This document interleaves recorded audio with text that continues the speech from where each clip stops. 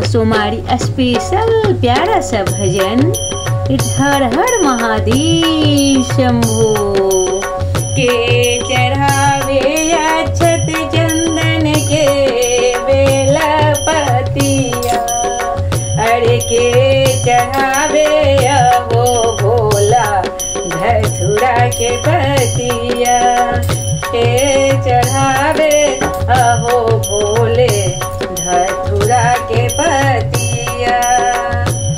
के चढ़ावे अहो भोला धतूरा के पतिया। पंडित चढ़ावे अक्षत चंदन पुजारी बेलपतिया, अरे पुजारी बेलपतिया। हम चढ़बो हो भोले धतूरा के पतिया, अरे हम चढ़ाए बयाजी भोले धतूरा के पतिया। अरे भोले बाबा के देखेला बेहाल भइले जियारा, अरे भोले बाबा के देखेला बेहाल भइले जियारा। के मांगे आना धाना के मांगे दहिया।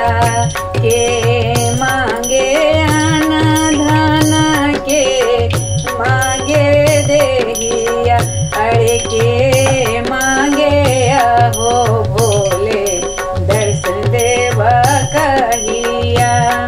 अरे के मांगे अहो भोले दर्शन देव कहिया।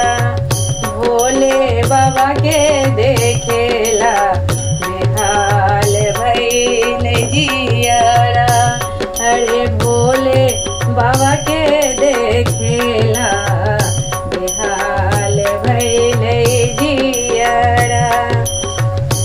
पंडित मांगे आना धन पूजा मांगे देहिया। पंडित मांगे आना धन पुजारी मांगे देहिया, अरे हम मांगी अहो भोले दर्शन देव कहिया। अरे हम मांगी अहो भोले बाबा दर्शन देव कहिया।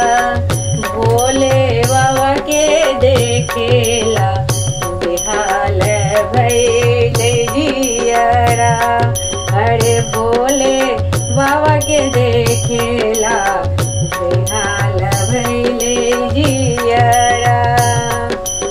के मांगे अक्षत चंदन के बेलपतिया, अरे के मांगे अहो भोले दर्शन देव कहिया। अरे के मांगे